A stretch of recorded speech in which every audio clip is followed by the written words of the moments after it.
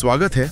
आज हम एक बहुत ही दिलचस्प कहानी की गहराइयों में उतरने वाले हैं। कहानी है अर्जुन रावत की। उत्तराखंड के एक छोटे से कस्बे पौड़ी से निकले एक असाधारण आविष्कारक। हमारे पास Arjun Rawat the air dreamer of Pauri के कुछ अंश हैं जो उनकी कहानी बताते हैं। तो हमारा मकसद ये है कि हम अर्जुन के जीवन के उतार चढ़ाव, उनके संघर्ष, उनके जो नए नए आइडियाज थे और इस पूरी कहानी से हम क्या सीख सकते हैं उसे समझें। ये वाकई मुश्किलों पर जीत हासिल करने और सपनों को सच करने की एक कहानी है। बिल्कुल। और ये सिर्फ एक छोटे शहर के लड़के की कहानी नहीं है, ये उस जिज्ञासा की, उस जिद की कहानी है कि कैसे बिल्कुल साधारण हालातों से भी असाधारण नतीजे निकल सकते हैं। हम यही देखेंगे कि कैसे वो बचपन का एक छोटा सा जुनून अगर सही दिशा मिल जाए तो न सिर्फ इंसान की अपनी जिंदगी बदलता है बल्कि दूसरों के लिए भी प्रेरणा बन जाता है। तो चलिए सफर शुरू करते हैं पौड़ी से। स्रोत बताते हैं कि अर्जुन बचपन से ही बाकी बच्चों से थोड़ा अलग था। जहां दूसरे बच्चे खिलौनों से खेलते थे, अर्जुन उन्हें खोल कर देखता था कि भाई ये चलते कैसे हैं। घर में जो भी पुराना सामान था, रेडियो, पंखे, यहाँ तक कि घड़ियां, वो सब जैसे उसकी पहली छोटी सी लैब थी। और जाहिर है माँ को चिंता तो होती ही थी। स्रोत में जिक्र है, वो कहती थी बेटा पढ़ाई पर ध्यान दो, ये सब तोड़ने फोड़ने से कुछ नहीं होगा। हाँ, एक माँ की फिक्र तो स्वाभाविक है। उन्हें लगता होगा कि बच्चा वक्त बर्बाद कर रहा है। लेकिन अर्जुन का जवाब सुनिए, बड़ा दिलचस्प था। वो कहता था माँ, चीजें तोड़कर ही तो समझ आता है कि उन्हें जोड़ना कैसे है। वाह, बचपन में ही ये नजरिया। ये सिर्फ उत्सुकता नहीं है, ये एक तरह से रिवर्स इंजीनियरिंग की सोच है। और ये अक्सर तब ज्यादा दिखती है जब आपके पास संसाधन कम होते हैं। जब महंगी लैब या किट नहीं होती तो आप आसपास की चीजों को ही खोलकर समझकर सीखते हैं। ये पारंपरिक पढ़ाई से अलग हाथ से करके सीखने का एक बहुत ही असरदार तरीका है, खासकर मैकेनिकल चीजों के लिए। लेकिन इस जुनून के साथ साथ एक जमीनी हकीकत भी थी। परिवार की आर्थिक तंगी, पिता स्कूल में चपरासी थे और महीने की तनख्वाह सिर्फ 6,000 रुपए। किराए का घर था, बिजली अक्सर चली जाती थी और कई बार तो सोचिए दिन में बस एक ही वक्त का खाना मिल पाता था। ओह, ऐसी मुश्किल परिस्थितियाँ। हाँ, और ऐसी हालत में सपने देखना भी अपने आप में बड़ी बात है। इस तंगी का असर उसकी पढ़ाई पर भी पड़ा। किताबें खरीदने के लिए पैसे नहीं थे तो उसने पुराने अखबार बेचने शुरू किए। फिर कुछ और पैसे कमाने के लिए ट्यूशन पढ़ाया, मेलों में छोटे मोटे इलेक्ट्रॉनिक खिलौने भी बेचे। क्या बात है, मतलब बचपन से ही संघर्ष। जी, और इन्हीं पैसों को जोड़कर उसने एक पुराना सेकंड हैंड लैपटॉप खरीदा। स्रोत बताता है कि उसका कीबोर्ड भी आधा टूटा हुआ था। आधा टूटा हुआ कीबोर्ड? हाँ, लेकिन अर्जुन के लिए वो टूटा लैपटॉप किसी खजाने से कम नहीं था। वो उसे भगवान मानता था। बिल्कुल बिल्कुल, मैं समझ सकती हूँ। वो सिर्फ एक मशीन नहीं रही होगी उसके लिए। वो बाहरी दुनिया से जुड़ने का, ज्ञान हासिल करने का, नई संभावनाओं का दरवाजा बन गया होगा। ये दिखाता है कि जब सीखने की लगन हो ना, तो कम संसाधन भी रुकावट नहीं बनते, वो साधन बन जाते हैं। उसे एक लैपटॉप ने यकीनन उसके सीखने की रफ्तार और शायद दिशा दोनों को ही बदल दिया होगा। बिल्कुल, और शायद उसी लैपटॉप से मिली जानकारी और अपनी सोच के दम पर उसने 12वीं के बाद कुछ बहुत बड़ा करने की ठानी। उसका सवाल बड़ा मौलिक था, अगर गाड़ियां पेट्रोल डीजल से चल सकती हैं तो हवा से क्यों नहीं? कितना महत्वाकांक्षी विचार, बिल्कुल हटके। हाँ, और उसने बस सोचा ही नहीं, कर दिखाया। कबाड़ से सामान जुटाया, पुराना कंप्रेसर, टीन के डब्बे वगैरह, और एक एयर बाइक बनाने की कोशिश शुरू कर दी। मतलब पूरा जुगाड़ टेक्नोलॉजी कह सकते हैं। फिर आया वो दिन जब उसने इसे टेस्ट करने का फैसला किया। स्कूल के मैदान में ले गया अपनी एयर बाइक, पर नतीजा क्या हुआ? वो साइकिल जोर से फट गई और अर्जुन के हाथ में भी काफी चोट आई। ओहो, ये तो बुरा हुआ। और ऊपर से लोग हंसने लगे, मजाक उड़ाने लगे। लो जी, बन गए वैज्ञानिक। उसके दोस्त कहने लगे, ये तो पागल है, इसका कुछ नहीं होने वाला। समाज का ये रवैया तो अक्सर होता है जब कोई कुछ नया करने की कोशिश करता है। लेकिन यहाँ अर्जुन का रवैया देखिए, वो कमाल का था। चोट लगी थी, लोग मजाक उड़ा रहे थे, पर कहते हैं उसके चेहरे पर हल्की सी मुस्कान थी। उसने सोचा, अगर ये फटी है मतलब इसमें दबाव बना था, मतलब कुछ तो काम कर रहा था। वाह, ये नजरिया है। इसे असफलता नहीं बल्कि एक जरूरी जानकारी, एक डेटा पॉइंट माना उसने। ये प्रतिक्रिया असाधारण है।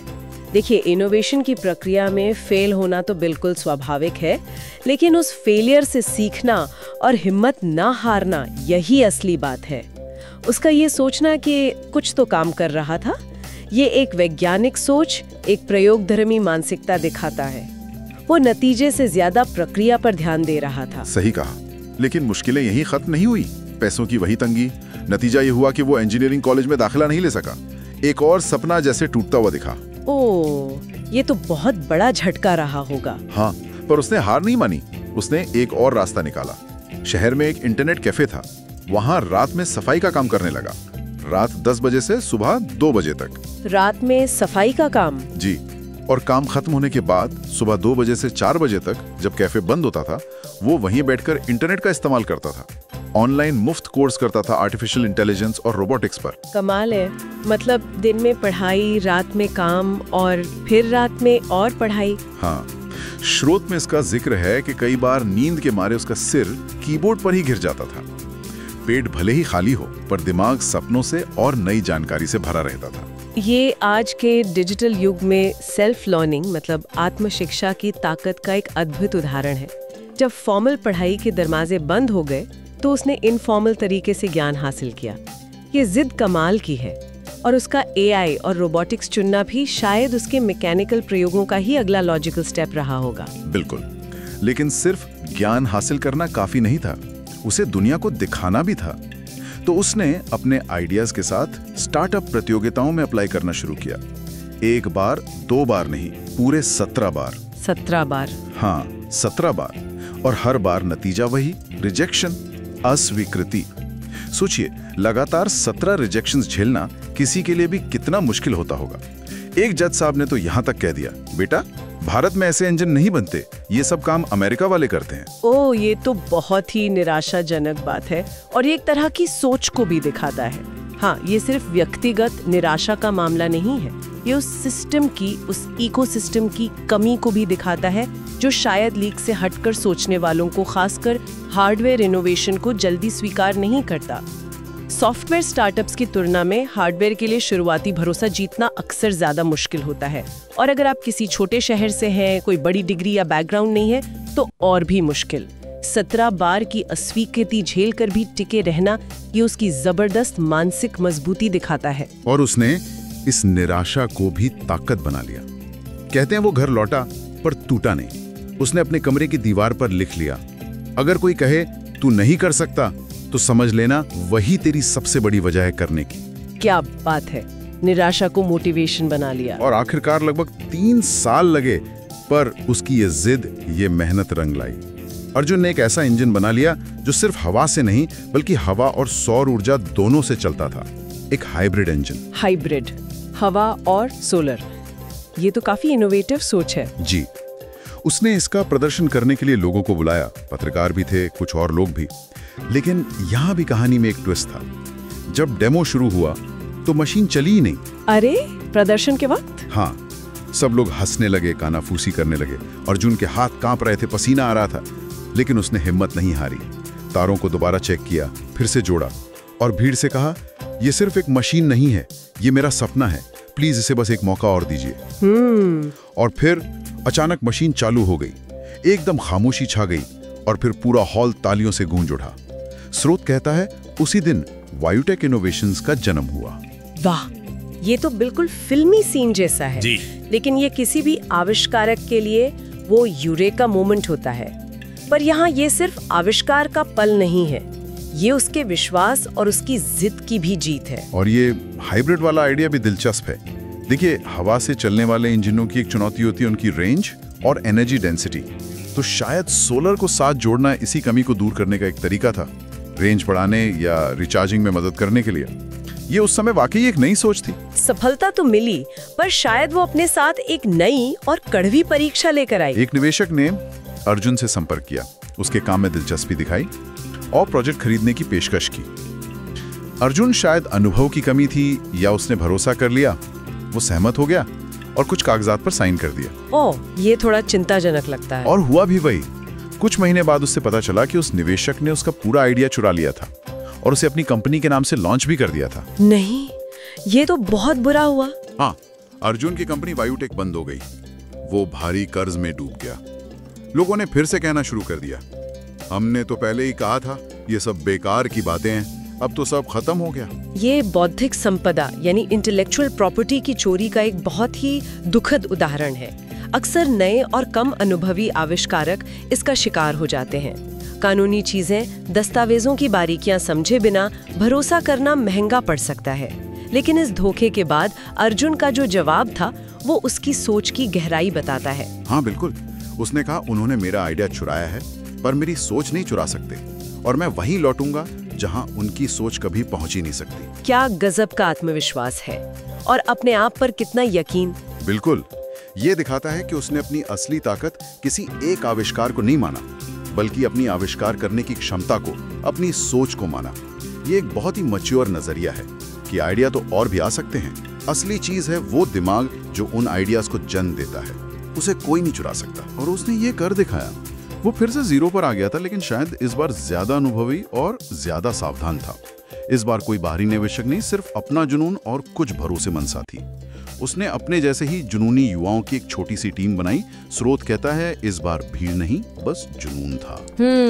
एक फोकस्ड टीम। हाँ, और उन्होंने मिलकर भारत के पहले हवा और सौर ऊर्जा हाइब्रिड इंजन को फिर से तैयार किया, शायद पहले से भी बेहतर। और इस बार उनकी मेहनत को पहचान मिली, वो भी अंतर्राष्ट्रीय स्तर पर। उसकी वायु कार ने दुनिया का ध्यान खींचा। संयुक्त राष्ट्र यानी यूनाइटेड नेशंस ने उसे ग्लोबल एनर्जी इनोवेटर अवार्ड से सम्मानित किया।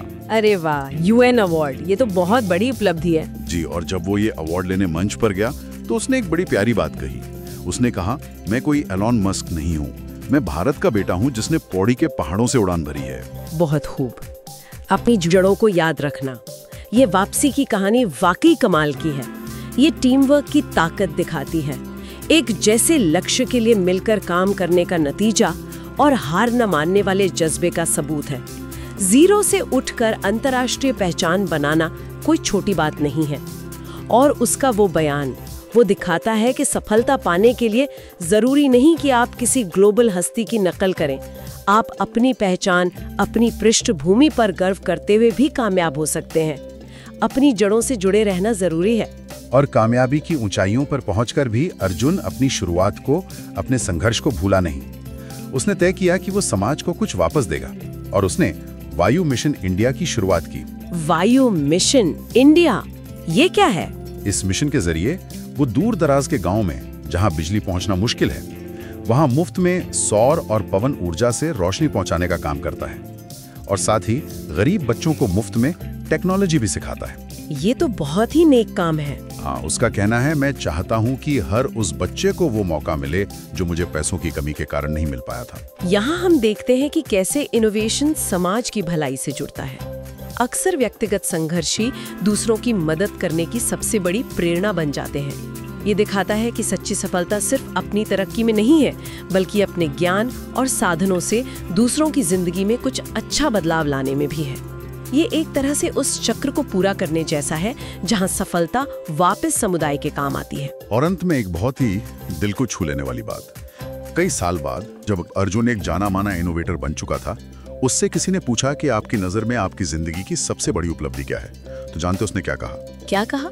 स्रोत के मुताबिक उसका जवाब था, जब कोई बच्चा मेरे पास आकर कहता है, सर मैं भी आपकी तरह अपनी साइकिल उड़ाना चाहता हूँ, बस वही मेरा असली नोबेल प्राइज है। आह, सफलता का क्या खूबसूरत पैमाना है।